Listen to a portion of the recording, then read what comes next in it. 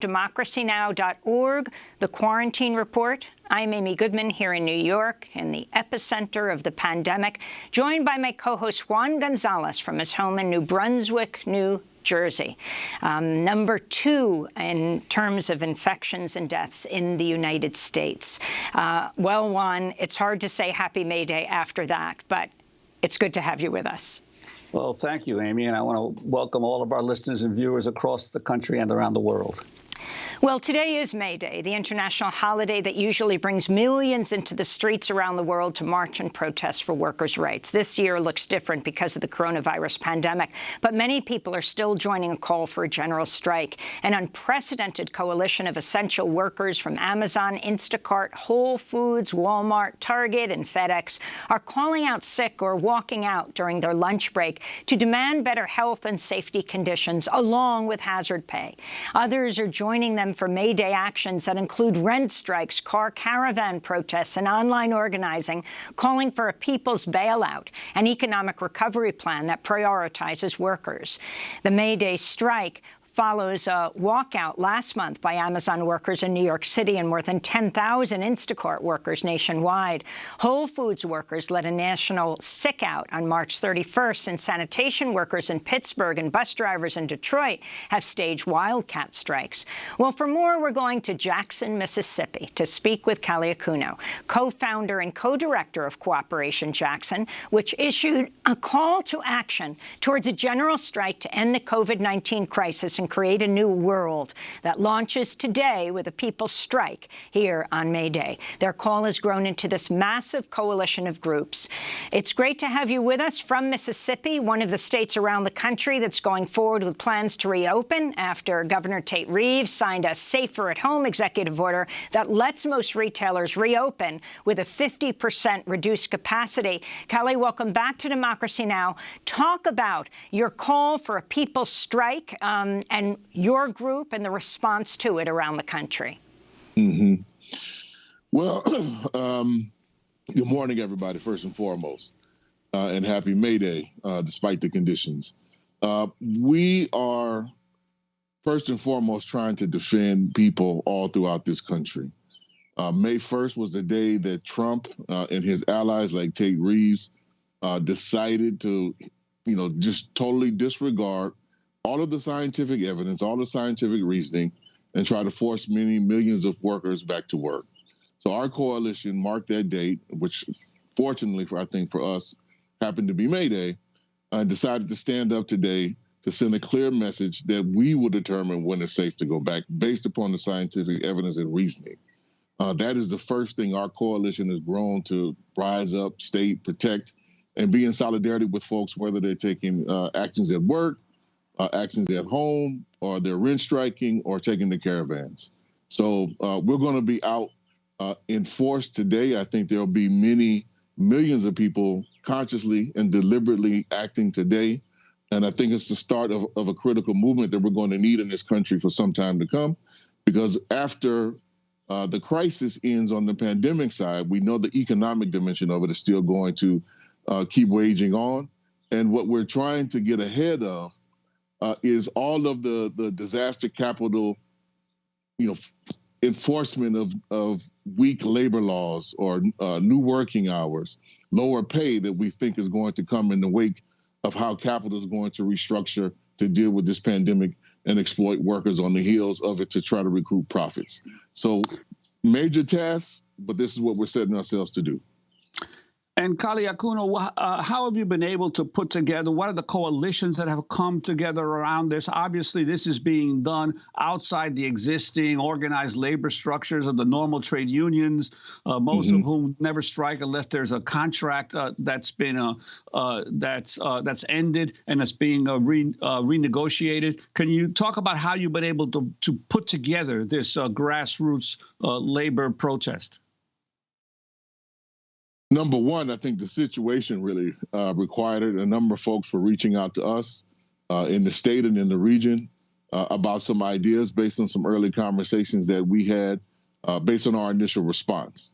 And I should say a few of us, myself included, have had some prior experience with earlier coronavirus, the SARS in particular. Several good friends, particularly one that was dear, died of SARS. Was about a decade back. So we started trying to do education with a number of folks and encouraging our allies, first and foremost, to take this serious, because there was a lot of chatter that we were hearing that it's just a bad flu, that it'll pass real quick. And we were trying to dismiss people of that notion. That put us in first contact. And then once we issued our particular call, we just really started hitting the phones,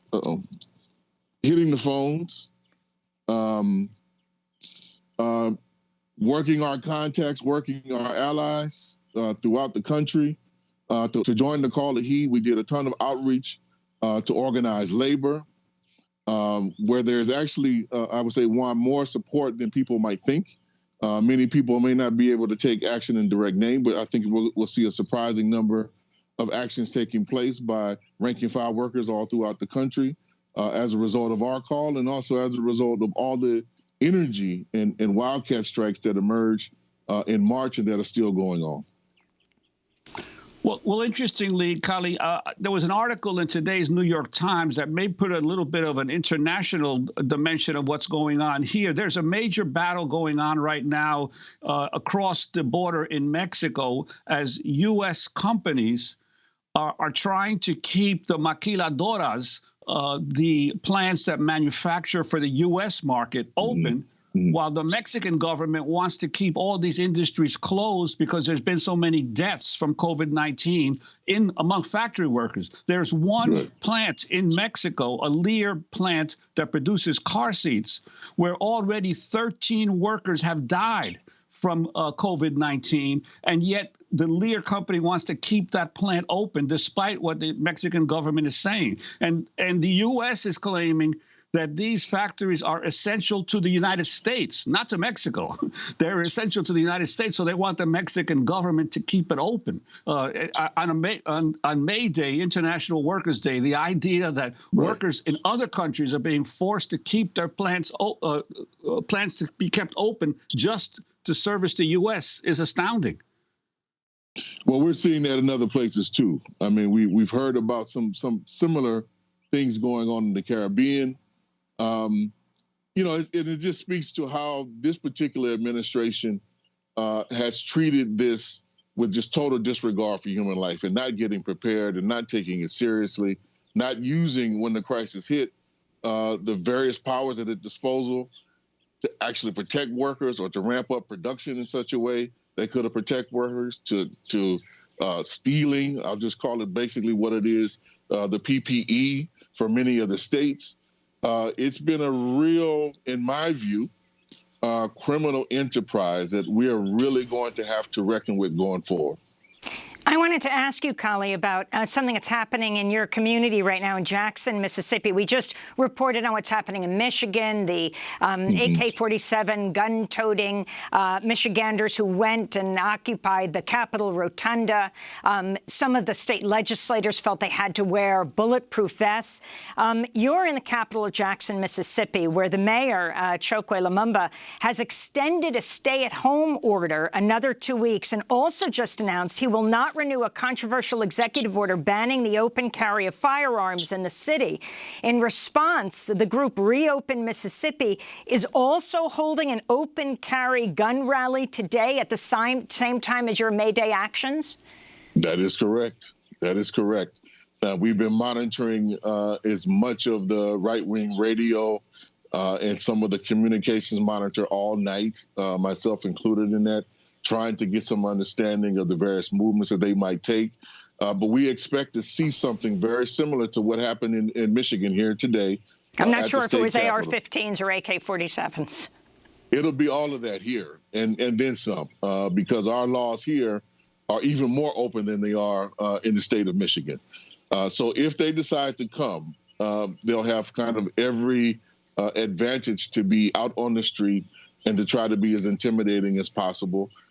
We know that our city police will probably respond, try to protect as many folks as possible. We're not quite sure, to be real with you, Amy, what's going to happen with the state police, given some of the track record that we've seen at times with protests similar to this. So it makes for an interesting day.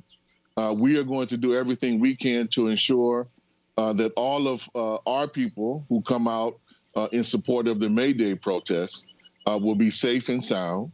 But what you're really going to see is a clash of worldviews on full display here in Mississippi. I think will mirror much of what may take place in the near future throughout the country. And Keely, as part of this this protest movement, you're also calling for rent strikes as well, and also for urging consumers not to shop at particular stores. Could you talk about that as well? Yeah, we were very clear that we wanted to give multiple entry points for everybody throughout this country to engage. That was a critical thing. We know there's a lot of workers, given the nature of the contract, who could just initially go on strike. And we were trying to be very clear from the beginning that this is a call towards a general strike, not that we will be able to pull one off on May Day, given how short the time the organizing span was. But we've been encouraging folks, number one, if you're home, to strike in place, to not work today. Don't get on any more Zoom calls or Jitsi calls or anything of that nature. Just take the day off, get involved with the people. We've been calling on folks to engage in conscious and deliberate rent strikes, and even for those who can pay their rent or pay their mortgage, to stand in solidarity with the millions of people who cannot, and to make sure to send clear messages to whoever you're renting from or whoever your mortgage lender is, to outline very clearly that you cannot pay, that you will not pay under the circumstances. And it's been encouraging people to take action in the communities, practicing the best physical distancing measures possible. So we've been encouraging car caravans, of which there's about 15 that we know of, and a growing number that are going to take place today throughout this country, including here in Jackson. And then there's going to be, I think, a remarkable set of workers' actions that you mentioned at the top, which are kicking off now, I know, in some places on the East Coast, and going to be spreading throughout the country at Amazon, Whole Foods, Target, mini transit, workers and more throughout the country. So I think it's going to be a beautiful day. And for us, we're hoping that this leads to, and planning on continuing this, to strike the first of every month going forward until some basic fundamental demands are met. I wanted to end with getting your comment on this quote from the artist Seth David Tabachman. Why should we all be working in conditions that will kill us? First, we solve the medical problem, then we restart the capitalist economy. If we restart the economy first, there will be no reason for the ruling elites to find a cure or a vaccine. They can sit safely in their gated communities while the rest of us die. Your thoughts, Kalia Akuno, as we wrap up. Couldn't agree with that more. I mean, it's very clear from the way that they're even having the conversations on CNN and MSNBC now, that the corporations and the government are willing to sacrifice tens of thousands of us. As one of them said, there's something more important than life. I think that was the most absurd statement I ever heard. We have to put people before profits. That's first and foremost. Kalia Akuno, I want to thank you for being with us, co-founder, co-director of Cooperation Jackson in Mississippi, which issued a call to action towards a general strike to end the COVID-19 crisis and create a new world. That launches today with a people's strike on this May Day. When we come back from break, we're bringing you a Democracy Now! Radio, television, broadcast exclusive. An interview with a woman who was a friend of Tara Reade's in the 1990s, who will talk about corroborating her telling her about her allegation at that time that then Senator Joe Biden sexually assaulted her. As we do this broadcast, presidential candidate Joe Biden is on MSNBC addressing the allegations of Tara Reade for the first time. Stay with us.